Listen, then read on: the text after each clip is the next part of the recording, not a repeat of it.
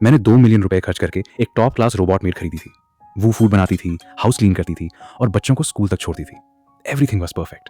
एक नॉर्मल नौकरानी से तो 1000 गुना बेटर थी। 6 महीने इस्तेमाल करने के बाद मुझे लगा कि मैंने अपने पैसे सही जगह खर्च किए हैं, लेकिन उस रात मेरी 3 साल की बेटी ने मेरे कपड़ों की कोर खींची और धीमी आवाज में कहा, पापा ये आंटी रात को खुद टीवी देखती हैं। मैं हैरान रह गया, एक रोबोट, ये कैसे पॉसिबल है? उस रात मैंने सोने का नाटक किया। लेजिंग रूम से कुछ आवाजें आने लगीं। मैं चुपचाप उस तरफ गया और जो मैंने देखा उसने मेरी रीढ़ की हड्डी में सिहरन पैदा कर दी। A7 कोड नाम वाली रोबोट मेड सोफे पर सीधी बैठी थी। उसने न लाइट्स ऑन की थी न ही टीवी, लेकिन वो उस काली स्क्रीन की तरफ देख रही थी। स्क्रीन पर उसका धुंधला सा साया पड़ रहा था और उसने बिल्कुल सूक्ष्म तरीके से अपना सिर ऊपर उठाया। वो उसी तरफ देख रही थी जहां मैं छिपा हुआ था। अचानक मेरी रीढ़ की हड्डी से एक ठंडी सनसनी मेरे सिर तक दौड़ गई। मेरे हाथ पैर सुन्न हो गए।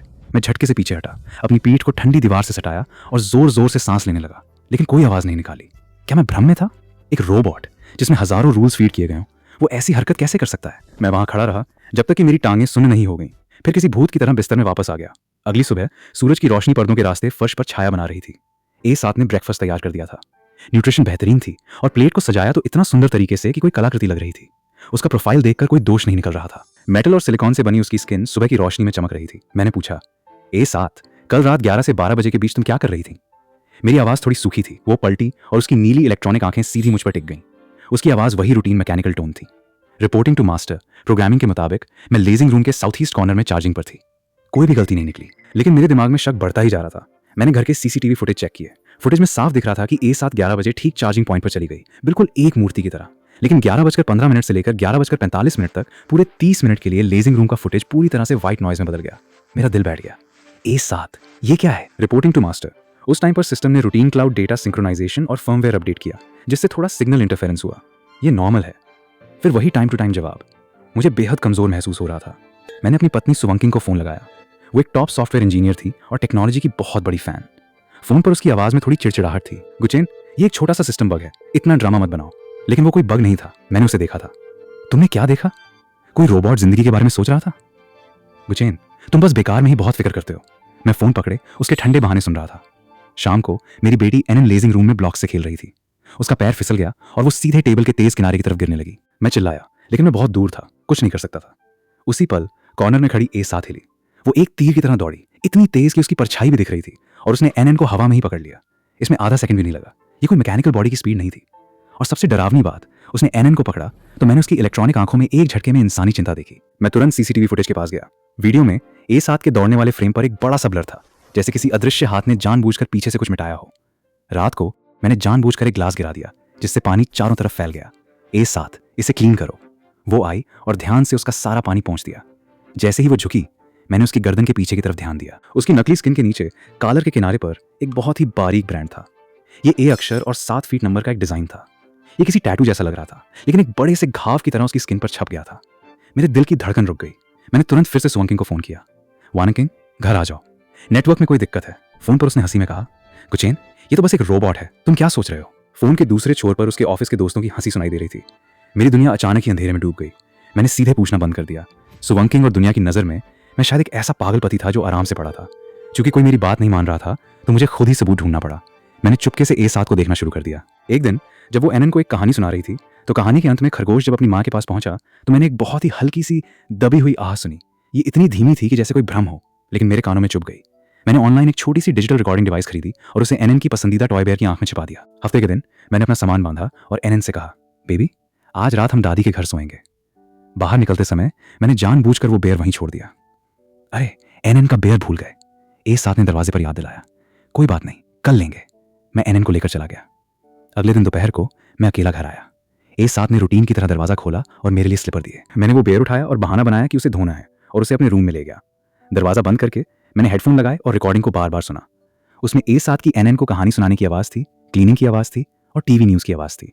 सब कुछ डरावने तरीके से नॉर्मल था। मैंने टाइमलाइन को रात के 3 बजे तक आगे बढ़ाया। सन्नाटा। जैसे ही मैं हार मानने ही वाला था, हेडफोन में एक दबी हुई दर्दनाक रोने की आवाज आई। वो आवाज इतनी तकलीफदेह और निराश थी, जैसे कोई जानवर जो पिंजरे में बंद हो अपनी आखिरी चीख चिल्ला रहा हो। मेरा हाथ कांपने लगा। मैंने उस ऑडियो क्लिप को काट लिया, एनक्रिप्ट किया और सुवंकिंग को भेज दिया, बिना कोई टेक्स्ट के। मैंने बस उसके जवाब का इंतजार किया। आधा घंटे बाद उसका मैसेज आया। मैंने इसे प्रोफेशनल सॉफ्टवेयर से चेक किया है। ये बस चार्जिंग के समय इक्विपमेंट की हल्की सी बिजली की आवाज है। बहुत सारे इलेक्ट्रॉनिक उपकरणों में ऐसा होता है। गुचेन, प्लीज इस बारे में सोचना बंद करो, ठीक है? मेरा खून जम गया। बिजली की आवाज? वो मुझे मनाने की जहमत भी नहीं उठा रही थी। मैं फर्श पर बैठा ठंडे बिस्तर के सहारे मुझे पहली बार इतनी अकेली और कमजोर महसूस हो रहा था। मैंने सुवंकिंग से हुई सारी बातें डिलीट कर दी और कंप्यूटर से क्रिएशन टेक्नोलॉजी A7 बनाने वाली कंपनी के बारे में सब सर्च हिस्ट्री साफ कर दी। क्रिएशन टेक्नोलॉजी मीडिया और बड़े पैसों वालों की नज़र में एक टॉप की कंपनी थी। ऑनलाइन उनके बारे में सिर्फ तारीफें थीं, एक भी बुरी बात नहीं। मैंने अपना रुख बदल लिया। मैंने खुद को एक नॉर्मल पति की तरह दिखाना शुरू कर दिया जिसने अपनी शंकाओं को छोड़ दिया है। मैंने A7 से मजाक भी किए और उससे AI प्रोग्रामिंग के बेसिक सवाल भी पूछे। उसने हमेशा परफेक्ट जवाब दिए और हमारी बातचीत को लर्निंग इंटरेक्शन के रूप में क्लाउड पर अपलोड कर दिया। वो मुझे ट्रैक कर रही थी, नहीं, क्रिएशन टेक्नोलॉजी उसका इस्तेमाल करके मुझे देख रही थी। ये सोचकर मुझे डर लगने लगा। हफ्ते में एक दिन जब हम घर की सफाई कर रहे थे, मैंने A7 को लेजिंग रूम का एक बहुत भारी लकड़ी का अलमारी हटाने को कहा। यह अलमारी मेरे और सुवंकिंग की शादी के वक्त की थी, बहुत भारी थी। A7 ने पूरी ताकत लगाकर अलमारी को सही जगह पर रख दिया। काम खत्म करने के बाद वो वहां खड़ी रही और मैंने देखा कि उसकी नकली उंगलियां कांप रही थीं। ये कोई बग नहीं था, ये किसी इंसान के मांसपेशियों के खिंचाव जैसा लग रहा था। रात को मुझे नींद नहीं आ रही थी। मैंने एक पुराना टैबलेट निकाला और एक छिपे हुए कैमरे से कनेक्ट किया जो मैंने पहले से ही मेन नेटवर्क से हटा लिया था। वो कैमरा NN के रूम के बाहर था। टैबलेट की स्क्रीन पर A7 की पतली परछाई दिखी। वो अंदर नहीं गई, वो बस NN के रूम के बाहर खड़ी रही, बिल्कुल अचल। चांदनी खिड़की से आ रही थी और उसकी परछाई लंबी हो गई थी। वो एक ऐसी मूर्ति की तरह लग रही थी जो चांद को देख रही हो, जिसमें एक अकथनीय उदासी थी। उस पल मुझे कोई डर नहीं, बल्कि उस भूत में बंद किसी इंसान पर तरस आने लगा। मैंने सुवंकिंग को सब दिखाने का फैसला किया, न कि मदद मांगने के लिए, बल्कि उसे आखिरी मौका देने के लिए। वो ऑफिस से घर आई, मैंने NN को सुलाया और सब सबूत उसके सामने रख दिए। वो एडिट की गई CCTV फुटेज, A7 की गर्दन पर ब्रांड की फोटो और वो दर्दनाक रोने की आवाज जिसे उसने बिजली की आवाज कहा था। सुवंकिंग, ये देखो। मेरी आवाज बिल्कुल शांत थी। उसने अपना चश्मा उतारा और आंखें रगड़ते हुए धैर्य से सब देखा। लेजिंग रूम में एक लंबा सन्नाटा छा गया, सिर्फ घड़ी की टिक टिक सुनाई दे रही थी। मुझे लगा वो हैरान होगी, गुस्सा होगी या कम से कम सोचेगी, लेकिन वो चुप रही। बहुत देर बाद उसने चश्मा पहना और बहुत ठंडी आवाज में कहा, गुचेन, मैंने क्रिएशन टेक्नोलॉजी के कस्टमर केयर से बात की है। मेरा खून जम गया, मैं अपने कानों पर विश्वास नहीं कर पा रहा था। तुम क्या कह रही हो? मैंने उन्हें तुम्हारी समस्या बता दी है। वो एक इंजीनियर भेजेंगे और चेक करेंगे, ये सबसे बेहतर तरीका है। वो मुझे देख रही थी, उसकी आंखों में कोई पछतावा नहीं था, बस एक सुकून था कि उसने समस्या हल कर दी है। मेरा दिल बैठ गया। क्यों तुमने पहले मेरी बात नहीं मानी? मैं तुम्हारा पति हूं, तुम्हारी बात मानूं और फिर क्या? हम यहां बैठकर इन सबूतों पर बहस करें? गुचेन, हम बड़े लोग हैं, हमें लॉजिक से काम करना चाहिए। उसके हर शब्द ने मेरे दिल को काट दिया। क्रिएशन टेक्नोलॉजी के लोग बहुत जल्दी आ गए, जैसे वो पहले से वहीं आसपास छिपे हों। 2 इंजीनियर सफेद लैब कोट में, चेहरे पर कोई भाव नहीं। उन्होंने कुछ महंगे उपकरण लाए और A7 को पूरा चेक किया। सुवंकिंग पूरी प्रोसेस में उनके साथ खड़ी रही, जैसे कोई बहुत अच्छा स्टूडेंट हो। 1 घंटे बाद मुख्य इंजीनियर ने चश्मा उतारा और मुस्कुराते हुए कहा, मिस्टर गू, हमने A7 की पूरी जांच की है। इसका हार्डवेयर और सॉफ्टवेयर एकदम परफेक्ट हैं। जो समस्याएं आप बता रहे हैं वो आपके द्वारा दिए गए कुछ कठिन आदेशों की वजह से हुए छोटे बग्स हैं। आपकी चिंता दूर करने के लिए हम सुझाव देते हैं कि हम A7 को डीप फॉर्मेट कर दें, ताकि ये वापस अपनी एकदम नई फैक्ट्री स्टेट में आ जाए। डीप फॉर्मेट, ये 5 शब्द मेरे दिमाग में हथौड़े की तरह बजने लगे। नहीं, जैसे ही मैंने मना किया, सुवंकिंग ने मुझसे पहले ही हाँ कर दी। ठीक है, प्लीज कर दें, ताकि मेरा पति भी शांत हो जाए। उसने मुझे मुस्कुराते हुए देखा, जैसे उसने कोई बहुत अच्छा काम किया हो। उस पल उसका चेहरा मुझे बहुत डरावना और अजनबी लग रहा था। A7 को एक सफेद कैबिन में ले जाया गया। मैं कांच की दीवार के पीछे से देख रहा था कि उसे बीच में बांधा गया है। जैसे ही करंट चालू हुआ, उसका शरीर अचानक तन गया और उसकी नकली मांसपेशियां कांपने लगीं। मुझे लगा कि उसके चेहरे पर एक पल के लिए बहुत दर्द दिखा। मैं कांच तोड़ने के लिए आगे बढ़ा। सुवंकिंग ने मुझे पीछे से कसकर पकड़ लिया। गुचेन, शांत हो जाओ, वो समस्या हल कर रहे हैं। मैं छटपटाया, चिल्लाया, लेकिन मैंने सबूतों को मिटते हुए देखना पड़ा। 20 मिनट बाद फॉर्मेटिंग पूरी हुई। A7 कैबिन से बाहर आई, पहले से भी ज्यादा परफेक्ट। उसका कदम 1 मिलीमीटर भी इधर उधर नहीं हो रहा था। उसकी आवाज में कोई खराबी नहीं थी। वो मेरे पास आई और झुकी। मास्टर, A7 आपकी सेवा में है। उस रात सुवंकिंग बिस्तर पर मेरे लिए माफी मांग रही थी। पति, मुझे माफ करना, आज मैं ज्यादा इमोशनल हो गई, लेकिन मैं बस जल्दी समस्या हल करना चाहती थी। मैं खिड़की की तरफ पीट करके खड़ा था। सुवंकिंग, हम आज से अलग कमरों में सोएंगे। ये कोई बहस नहीं थी, बल्कि एक ऐलान था। ये औरत जिसके साथ मैंने 5 साल बिताए, मेरे बच्चे की माँ, आज उसने मुझे तबाही की तरफ धकेल दिया। उसे लगा वो समस्या हल कर रही है, लेकिन उसने बाहर वालों के साथ मिलकर मुझे ही मिटा दिया। मैंने एक नॉर्मल पति की एक्टिंग शुरू कर दी। मैं उस नई A7 से हंसी मजाक करता, उसे काम कहता और उसकी खराबियों का नाम तक नहीं लेता। सुवंकिंग बहुत खुश थी कि उसका तरीका काम कर गया। घर का माहौल पहले जैसा लगने लगा, लेकिन उसे नहीं पता था कि कुछ चीजें एक बार टूट जाएं तो वो कभी वापस नहीं आती। छुपकर मैंने ऑनलाइन डेटा रिकवरी और हैकिंग के सारे उपकरण खरीदे। दिन में मैं NN के साथ रहता और रात को जब सब सो जाते, मैं अपने रूम में लॉक होकर वो सब सीखता।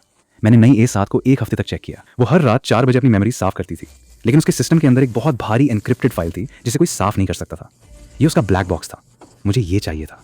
इसे पाने के लिए मुझे उसके सिस्टम में लॉगिन करना पड़ा और वो पोर्ट उसकी गर्दन पर A7 फीट ब्रांड के ठीक नीचे था, जिस पर एक खास धातु का ढक्कन था। मेरे पास कोई टूल नहीं था, इसलिए मुझे एक हादसा कराना पड़ा। शनिवार की दोपहर मैंने NN और A7 से कहा, आओ लुका, छिपी खेलते हैं। मैंने NN को छिपाने को कहा। मैंने पहले से ही सीढ़ियों पर एक बहुत छोटी ग्लास की गेंद रख दी थी। जब A7 NN को लेकर सीढ़ियों से नीचे आ रही थी, मैंने उसे आवाज लगाई। उसका ध्यान भटक गया वो गेंद पर पैर रखी और नीचे गिरने लगी। उस पल A7 ने एक अद्भुत काम किया। उसने हवा में खुद को मोड़ा और सीढ़ी के हत्थे की नुकीली धातु से अपनी पीठ जोर से टकराई, लेकिन उसने NN को अपनी बाहों में बिल्कुल सुरक्षित रखा और नरम गालीचे पर उतारा। एक जोर की आवाज हुई और सब शांत हो गए। उस धातु के ढक्कन पर एक छोटा सा दरार पड़ गया और अंदर एक USB-C पोर्ट दिख गया। A7 धीरे से उठी, NN को प्यार से गोद में उठाया और फिर उसने मुझे देखा। उसकी नीली आंखें अब ठंडी नहीं थी, बल्कि उनमें एक इंसानी चिंता और सवाल था। ये एक इंसान की नजर थी। सुवंकिंग के ऑफिस जाने के बाद मैंने A7 से कहा, तुम्हारी गर्दन चोट लग गई है, मैं इसे चेक करता हूँ। उसने सिर झुकाया। मेरे हाथ डर से कांप रहे थे। मैंने सारी ताकत जुटाई और डेटा केबल उस पोर्ट में लगा दिया। कंप्यूटर स्क्रीन पर कॉपिंग शुरू हुई। 1%, 2%। मेरा दिल जोर से धड़क रहा था। जैसे ही ये 99% तक पहुंची, एक ठंडे हाथ ने मेरी कलाई पकड़ ली। ये A7 थी। उसकी पकड़ बहुत जोरदार थी। दीवार पर हमारी फैमिली फोटो अचानक गिर गई और टूट गई। A7 बस मुझे पकड़े हुए थी। उसकी आंखें लाल हो गईं और तेजी से चमकने लगीं, जैसे उसके अंदर कोई बड़ी लड़ाई चल रही हो। मेरी कलाई दर्द कर रही थी, लेकिन मैंने कोई कोशिश नहीं की। मैंने उसे सीधे देखा और कहा, मैं तुम्हारा दुश्मन नहीं हूं। कुछ सेकंड ऐसा लगा जैसे एक जमाना बीत गया। उसने मुझे छोड़ दिया, पीछे हटी और उसकी आंखें वापस नीली हो गईं। वो मुड़ी और चुपचाप टूटे हुए कांच को साफ करने लगी, जैसे कुछ हुआ ही ना हो। कंप्यूटर पर साउंड आया, डेटा कॉपी हो गया। मैं USB ले गया और अपने रूम में लॉक हो गया। उस एन्क्रिप्टेड फाइल में 3 ताले थे। मैंने अपने सीखे हुए सारे तरीके लगाए। विफल, विफल, फिर विफल। जब मैं हार मानने ही वाला था, मुझे NN के लिए A7 की मां जैसी फिक्र याद आई। मैंने सोचे समझे बिना NN का प्यारा नाम टाइप किया। पहला ताला खुल गया। मैंने NN का जन्मदिन, घर का नंबर, सब कुछ ट्राई किया। पूरी रात लग गई और सुबह होने पर आखिरी ताला खुला। फाइल खुली तो मैं दंग रह गया। इसमें कोई कोड नहीं था, बल्कि कुछ साधारण शब्दों में लिखी एक डायरी थी। 3 सितंबर, धूप। उन्होंने कहा कि अगर मैं ये कॉन्ट्रैक्ट साइन करूं और महंगे ट्रायल का हिस्सा बनूं तो मेरी बेटी नीन का ऑपरेशन हो जाएगा। मुझे पता नहीं ये क्या है, लेकिन नीन के लिए मैं तैयार हूं। 15 सितंबर, बादल। उन्होंने मुझे एक नीली इंजेक्शन दी। मेरा शरीर मेरे कंट्रोल में नहीं है। बहुत दर्द हो रहा है, लेकिन दर्द की नसें कट गई हैं।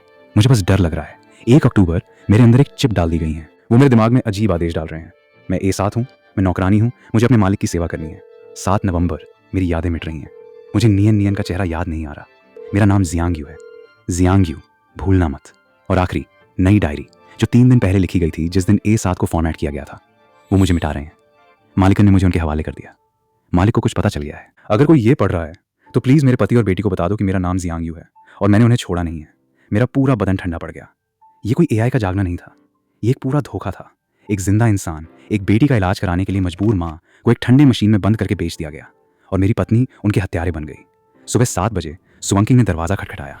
गुचेन, रात भर जाग रहे थे? ब्रेकफास्ट तैयार है। मैंने दरवाज़ा खोला और वो मेरी लाल आंखें देखकर रुक गई। मैंने कुछ नहीं कहा, बस टैबलेट उसके सामने फेंक दिया। उसने उसे उठाया और जब उसने जियांग यू की डायरी पढ़ी तो उसका चेहरा हैरानी से भय और फिर सफ़ेद हो गया। उसका हाथ कांपने लगा। उसे अब समझ आ गया कि उसने किसी डेटा को नहीं, बल्कि एक इंसान की आखिरी उम्मीद को मिटा दिया है। उसका चेहरा पूरी तरह सफ़ेद हो गया। वो कुछ नहीं बोल पा रही थी। अचानक उसके घुटने मुड़ गए और वो मेरे सामने गिर गई। गुचेन, मुझे नहीं पता था। उसकी आवाज़ में दर्द और डर था। मुझे माफ़ कर दो गुचेन। मैंने उसे देखा, जो हमेशा ताकतवर दिखती थी, आज वो एक बच्ची की तरह लग रही थी। मेरे दिल में कोई खुशी नहीं, बस बहुत गहरा दर्द था। अब ये सब बताने से क्या फ़ायदा? फ़ायदा है, बहुत फ़ायदा। उसने मेरा हाथ पकड़ा। चलो पुलिस को बताते हैं। पुलिस? फिर क्या? क्रिएशन टेक्नोलॉजी के बड़े वकील इस डायरी को मेरा झूठ बोलेंगे और तुम्हें भी जेल भेज देंगे। सुवंकिंग ने तुरंत समझ लिया। हमारे पास कोई ठोस सबूत नहीं था कि A7 जियांग यू है। वो ज़मीन पर बैठ गई। अब क्या करें? मैंने उसका बुरा किया। मैंने एक गहरी सांस ली। अब सिर्फ एक रास्ता है, हमें उसे बचाना है और फिर उनके गलत कामों को सबके सामने लाना है। सुवंकिंग ने तुरंत कंप्यूटर पर काम शुरू किया। कुछ देर बाद उसने बहुत चिंतित होकर कहा, सिचुएशन बहुत बुरी है। क्रिएशन टेक्नोलॉजी ने रात को हुई हैकिंग का पता लगा लिया है। मेरा दिल बैठ गया। वो क्या करेंगे? फोर्स रिटर्न, सुवंकिंग ने कहा। वो किसी बहाने से A7 को वापस ले जाएंगे। एक बार उनके पास चली गई तो जियांग यू वापस नहीं आएगी। हमारे पास कितना टाइम है? सिर्फ 24 घंटे। हमने तुरंत काम शुरू किया। सुवंकिंग A7 के सिस्टम को ब्लॉक करने का एक कोड लिख रही थी और मैंने NN का सामान बांधना शुरू कर दिया। जब मैं NN का सामान बांध रहा था तभी A7 ने चुपके से NN का पसंदीदा खरगोश का खिलौना निकाला और मुझे दिया। वो NN का दूसरा खिलौना था जो मैं नहीं जानता था। मैं हैरान रह गया। मैंने उसकी नीली आंखों को देखा जो शांत थी, लेकिन मुझे पता था कि वो जियांग यू है। उसका दिमाग वापस आ रहा था और वो हमारी मदद कर रही थी। दोपहर 3 बजे क्रिएशन टेक्नोलॉजी की एक कार नीचे आकर खड़ी हो गई। वो समय से पहले आ गए थे। सुवंकिंग कंप्यूटर पर जोर जोर से टाइप कर रही थी। ये नहीं हो रहा, उनका फायरवॉल बहुत स्ट्रांग है। तभी दरवाजे की बेल बजी। इंटरकॉम पर 2 इंजीनियर दिखे। मिसेस सू, हमारे सिस्टम ने A7 में एक बड़ी खराबी देखी है, हमें इसे अभी वापस लाना है। मैंने शांत आवाज में कहा, वो घर पर नहीं है। लेकिन वो मानने वाले नहीं थे। कुछ ही देर में उन्होंने ताला तोड़ना शुरू कर दिया। सुवंकिंग ने कहा, 5 मिनट में वो अंदर आ जाएंगे। हम फंसे हुए थे। मैंने जियांग यू की डायरी पढ़ी थी कि किसी इमरजेंसी में उसे बंद करने का एक फिजिकल बटन था, लेकिन जगह नहीं पता थी। मैं दौड़ा और A7 से पूछा, जियांग यू, अगर तुम समझ रही हो तो बताओ वो बटन कहाँ है? असाद की आंखें लाल नीली चमकने लगीं। उसने धीरे से अपना हाथ अपने सीने पर रखा। मैंने उसकी नकली स्किन चीरी, अंदर एक धातु का प्लेट था लेकिन कोई बटन नहीं। कैसे? सुवंकिंग चिल्लाई, याद है डायरी में उसने अपनी बेटी नियन नियन का जिक्र किया था। मैंने कंप्यूटर पर डायरी खोली, वहां लिखा था कि नियन नियन से उसका एक प्यारा गेम था, नियन नियन नो हस रिस्पॉन्स, एक पुरानी कहावत। मैं दौड़ा और दरवाजे पर जोर से चिल्लाया, नियन नियन नो हस रिस्पॉन्स। मेरी आवाज के साथ ही A7 के सीने का प्लेट खुल गया और अंदर एक लाल बटन था। मैंने उसे दबाया, उसी पल दरवाजा टूट गया और इंजीनियर अंदर आ गए। उन्होंने देखा कि A7 बंद पड़ी है। एक इंजीनियर ने इलेक्ट्रिक गन निकाली लेकिन सुवंकिंग ने स्मार्ट होम सिस्टम पर चिल्लाया, फुल सिक्योरिटी मोड ऑन। अचानक छत से पानी और आग के अलार्म चालू हो गए। इंजीनियर हैरान हो गए। मैंने NN का हाथ पकड़ा और हम आग की सीढ़ियों से नीचे भागे। हम कार में बैठे और तेजी से भागे। पीछे से एक काली कार ने हमारी गाड़ी को टक्कर मारी और हमें रोक लिया।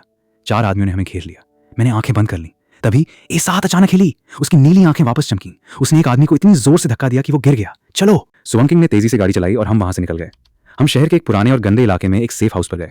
वहां पहुंचकर हम सब थक गए। A7 के अंदर जियांग यू की यादें धीरे धीरे वापस आ रही थीं। मेरे अंदर एक चिप है जो मेरी यादें मिटा रही हैं। सुवंकिंग ने चेक किया और पता चला कि बस नेटवर्क बंद हुआ है, लेकिन चिप अभी भी चल रही है और हमारी लोकेशन दे रही हैं। हमें वो चिप निकालनी थी लेकिन हमारे पास कोई हॉस्पिटल नहीं था। तभी जियांग यू ने कहा, कंपनी में एक डॉक्टर चेन थी, वो अच्छी थी। मैंने अपने दोस्त लिम चिन से उनका पता लगवाया। हमने जियांग यू को फोटो दिखाए और उसने तुरंत डॉक्टर चेन को पहचान लिया। मैंने डॉक्टर चेन को फोन किया।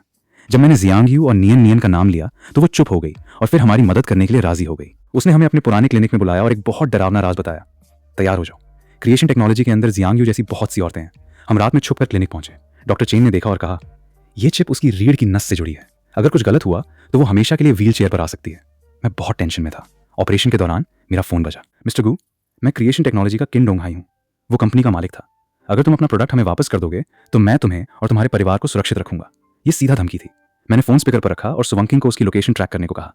मिस्टर किन, तुम्हारा परफेक्ट प्रोडक्ट खराब हो गया है, तुम्हें बहुत चिंता हो रही होगी। उसकी आवाज ठंडी हो गई। मैं तुम्हें ढूंढ रहा हूँ, मेरे आदमी जल्दी आ जाएंगे। मैंने उसे रोक रखा था। तभी ऑपरेशन रूम से अलार्म की आवाज आई। जियांग यू का दिल बंद हो गया। हम सब डर गए।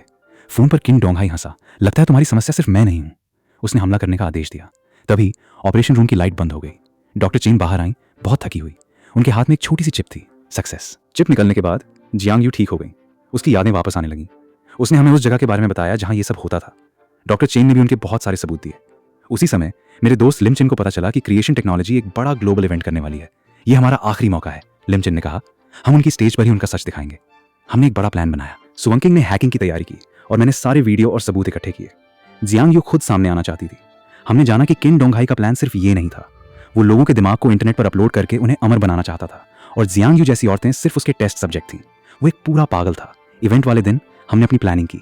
मैं और जियांग यू फॉल्स आईडी से इवेंट में घुसे। मैंने स्टेज को देखा। मुझे कोई डर नहीं था, बस एक लड़ाई का जज्बा था। स्टेज पर किन डोंगहाई अपनी बातें कर रहा था, बस एका। सब लोग तालियां बजा रहे थे।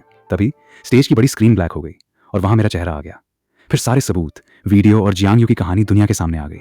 किन डोंगहाई का चेहरा गुस्से से लाल हो गया। वो चिल्लाया, सिक्योरिटी, लाइट्स ऑफ करो। लेकिन बहुत देर हो चुकी थी। मैं और जियांग यू स्टेज पर गए। जियांग यू ने अपनी गर्दन पर बना ब्रांड सबको दिखाया। मैंने माइक उठाया और कहा, टेक्नोलॉजी की तरक्की इंसानों को कुचल कर नहीं होनी चाहिए। पूरा हॉल सन्नाटे में आ गया और फिर सब चिल्लाने लगे। सिक्योरिटी हमारी तरफ आई, लेकिन जियांग यू मेरे सामने एक दीवार की तरह खड़ी हो गई। उसी पल पुलिस अंदर आ गई। किन डोंगहाई भागने लगा, लेकिन लिम चिन ने पहले ही सिक्योरिटी को उसके खिलाफ कर दिया था। किन डोंगहाई और उसकी पूरी गैंग गिरफ्तार हो गई। सूरज की रोशनी हॉल में आ रही थी। जियांग यू की आंखों से आंसू गिर रहे थे। कुछ महीने बाद सारे मामले ठीक हो गए। जियांग यू अपनी बेटी नियन नियन से मिल गई। मैं, सुवंकिंग और NN पार्क में थे। NN हंस रही थी। मैंने जियांग यू को देखा। हमें सिर्फ शांति नहीं मिली, बल्कि इंसान होने का सबसे बड़ा हक मिल गया, सम्मान और इंसानियत।